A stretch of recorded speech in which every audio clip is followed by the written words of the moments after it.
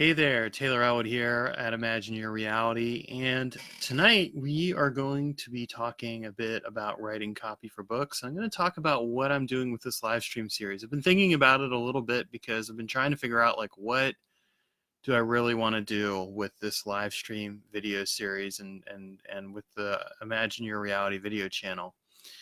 And I've come to the conclusion that what I really want to do is I actually want to talk about my journey as a writer and really share it out there for fellow writers, because I could talk about all the stuff that I'm doing behind the scenes with my books, but I think for the most part my readers aren't going to necessarily be as interested in that. For like my fiction readers aren't going to be interested in that. They just want fiction, and that's cool. I mean, that's what I want to get them. But I've been thinking about it, and I'm like, how best can I take what I'm learning and in regards to my writer's journey and share it with you, and at the same time continue to teach myself, because I find that sometimes the best way to learn something is to teach it yourself, and of course also take action and implement and all that other fun stuff, which I'm doing. So this week I thought I would talk a little bit about writing better copy. And I just finished reading this amazing book called Mastering Amazon Descriptions by Brian Meeks, which I'm actually going to have a link to in the description of the video after the fact. And I highly recommend reading it if you're a writer, because the fact of the matter is, being great at writing and being great at copywriting are two very different things. And I know this because I have not always been a good copywriter. In fact, I have struggled and labored with copywriting, which is what we call marketing, for many a year. Back when I was doing business coaching, I think that was one of the hardest struggles I ever had. And then even now, like with writing copy for fiction and nonfiction both, I would definitely say my skills need improvement. Fortunately, reading that book has already helped. I ended up going, so what I am doing is I ended up reading this book, and it's a funny book too. But he really gets you to think about how you're hooking readers, like what you're doing to get readers interested in reading, or maybe in this case, watching a video, but reading your book. And I realized in my case that, my nonfiction copy it's okay. It's not the best in the world, but it describes it. But I realized it could use some brushing up.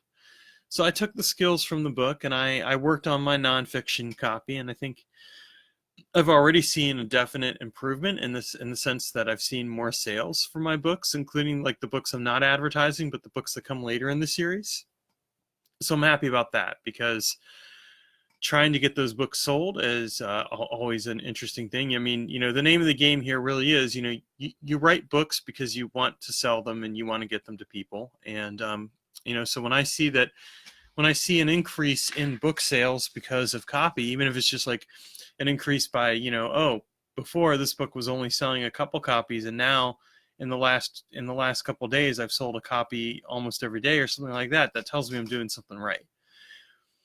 And in the case of the fiction, which is why I got the book originally, I'll just be honest, I was really intimidated by the idea of writing copy for my fiction book, because I've never written copy for fiction before. I've written copy for nonfiction.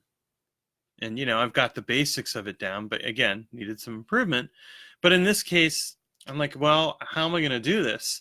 And on top of that, I was also thinking, I really need to write better copy for my landing pages.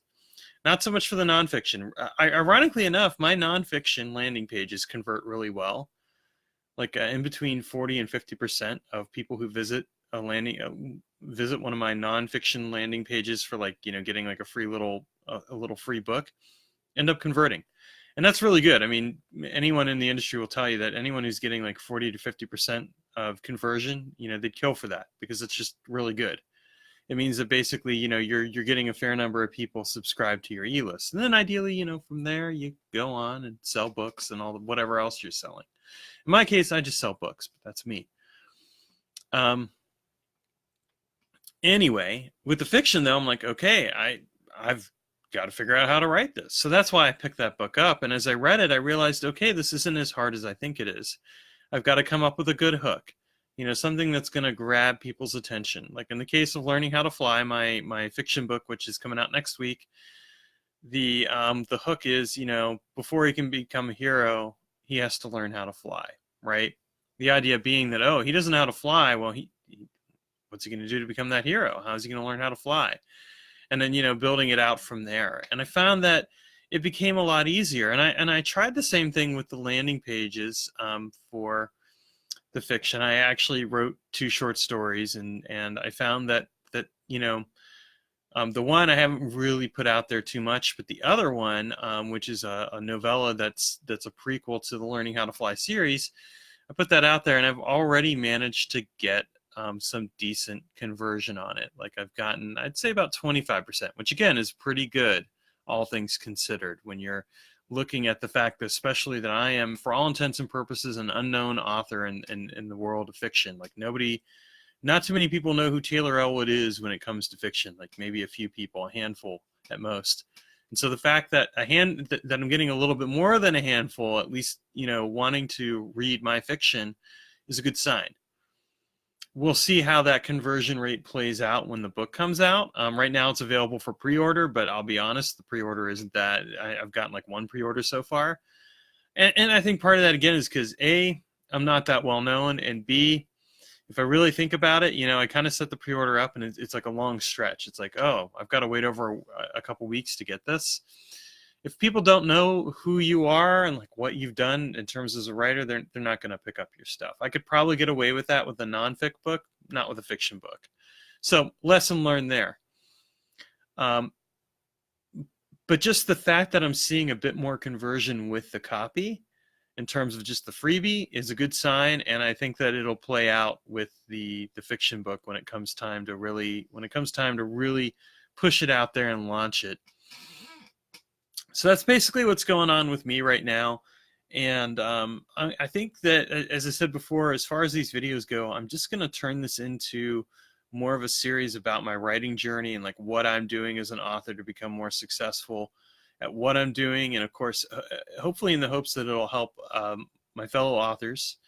And also because at some point down the line, I probably will end up writing some nonfiction about writing. I've actually had a ton of experience in it over the years, in the publishing industry and all that. And I'm out here in the indie world kind of trying this stuff, but I think that it's kind of fascinating and neat to just see where things are going to continue to go, and what my journey as a writer is going to be. And nothing else. Hey, you watch it or don't watch it, I'm going to share it anyway, because I'm learning something by doing it. And that's one of the reasons why I make these videos. Okay, thanks for watching, and take care, and check out the book link in the description for the video.